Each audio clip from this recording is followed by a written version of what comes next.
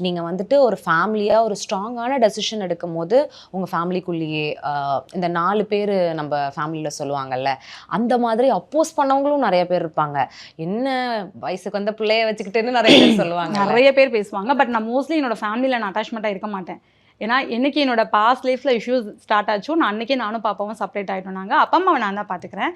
அவ்வளோதான். மத்தபடி என் சொந்தம், பந்தம் யார்கிட்டயுமே நான் பேசுறது கிடையாது. ஏன்னா, அவங்களே எப்படின்னா, நம்ம கஷ்டப்படும்போது வந்து நிக்க மாட்டாங்க. "நீ நல்லா இருக்கியா?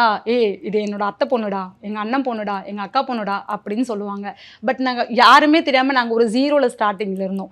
அப்பலாம் என் பொண்ணு மீடியால கிடையாது. நான் எதுலயுமே கிடையாது. நான் சாதாரண ஒரு கம்பெனில பிபிஓல வொர்க் பண்ணிட்டு இருந்தேன். ஒரு டெலிகாலரா வொர்க் பண்ணிட்டு இருந்தேன். அன்னைக்கெல்லாம் நான் யாருன்னே யாருக்குமே தெரியாது. என் பொண்ணு சாதாரணம். "என்ன பொம்பளை புள்ளைய பெத்துட்டா, இவளாம் எப்படி வளர்க்க போறா?" இப்படின்னு தான் பேசிட்டு இருந்தாங்க. "இவளாம் என்ன சாதிச்சிட போறா? இவளாம் செல்லாத காசு." இப்படிலாம் பேசிட்டு இருந்தாங்க. இன்னைக்கு நான் ஒரு டிகிரி முடிச்சிருக்கேன். நான் ஒரு ஆஃபீஸ்ல ஒரு மீடியால நான் மேனேஜரா வொர்க் பண்ணிட்டு இருக்கிறேன். நான் ஒரு புட்டிக் ஓனரா இருக்கேன். என் பொண்ணு ஒரு ஆர்டிஸ்டா இருக்கா. இந்த அளவுக்கு நான் சாதிச்சிருக்கேன். வேற என்ன சாதிக்கணும் ஒரு பொண்ணா இருந்து? 7 ஸ்டுடியோஸ் தயாரிப்பில் விக்ரம் பிரபு நடிப்பில் சிறை திரையரங்குகளில் வெற்றி நடை போடுகிறது.